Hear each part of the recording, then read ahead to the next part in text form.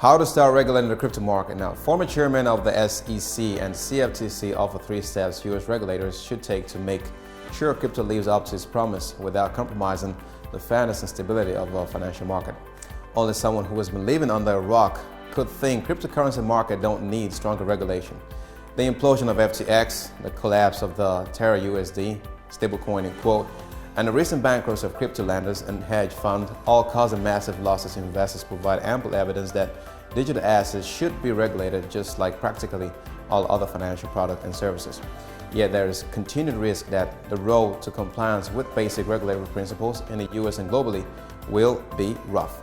Now, this risk is partly the result of the widely divergent and often emotional response crypto has triggered since it began. Charlie Munger has referred to crypto tokens as partly fraud and partly delusion, while many successful venture investors believe tomorrow's financial infrastructure will be based on crypto technology.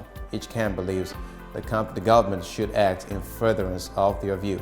Now, the unique genesis of crypto asset has also complicated the regulatory challenge. Unlike other financial innovations, Bitcoin was launched globally and directly to retail consumers with a claim that it would make traditional intermediaries obsolete.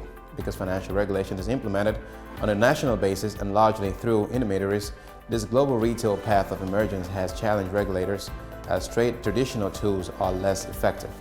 Adding complexity to the use case of many crypto assets is often clouded. So does a particular token provide an investment opportunity, access to goods or services, or a bank-like product?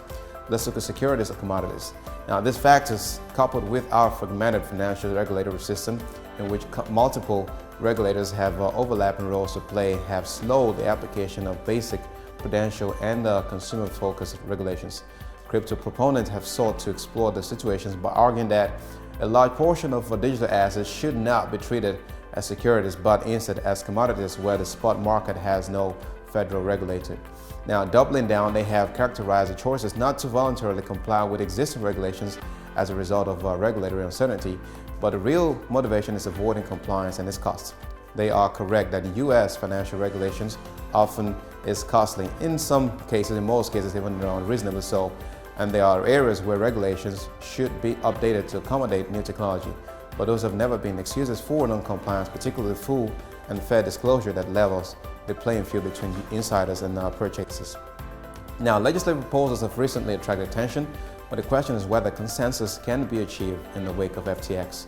Crypto critics are likely to resist any legislative actions that could be seen as legitimizing a sector that they could distrust and would die of its own weight.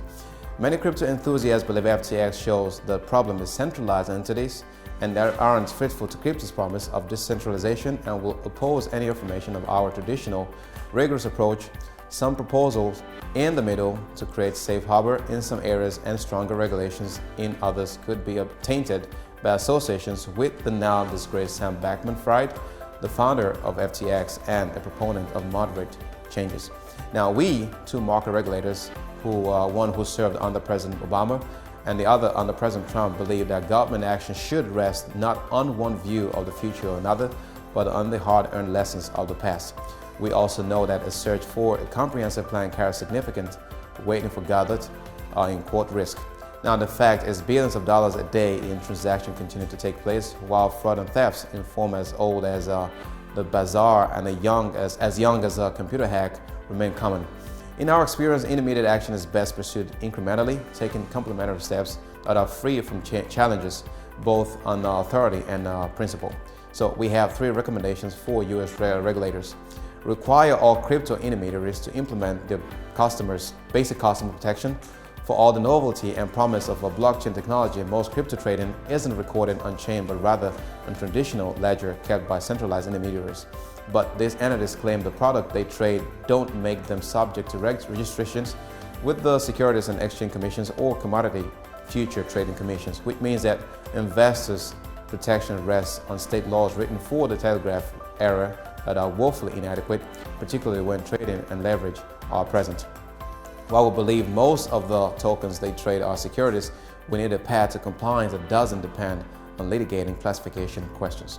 We believe the SEC and the CFTC should publish a core set of standards, including segregation of customer assets, limits on lending, restrictions on operating conflict in businesses such as trading, prohibitions against fraud and manipulations, including wash trading, where someone trades with themselves or an affiliate to inflate the market price or volume of a security, and governance requirements. Now, these standards could easily be drawn from existing requirements for our securities and derivative exchanges. The two agencies would then tell the trading venues, adopt these basic standards for everything you trade if you haven't already registered with the SEC as a security intermediary or with the CFTC as a derivative intermediary. Now, the agencies would not be renouncing the ability to argue that registration is required, but they would establish an interim period where an intermediary would not be shut down for failure to register as long as it complies with the basic standards. Now, this would assure the platform and the consumers that operations will continue on a far more responsible basis while classifications and other issues are resolved. Now, while we believe the agencies can implement this plan using their existing authority, this would not preclude Congress from codifying this approach or pursuing other initiatives to strengthen regulations. Now, what it would do is greatly enhance investor protection while the legislative process, which we welcome, plays out. Provide rules for stablecoin in quote use.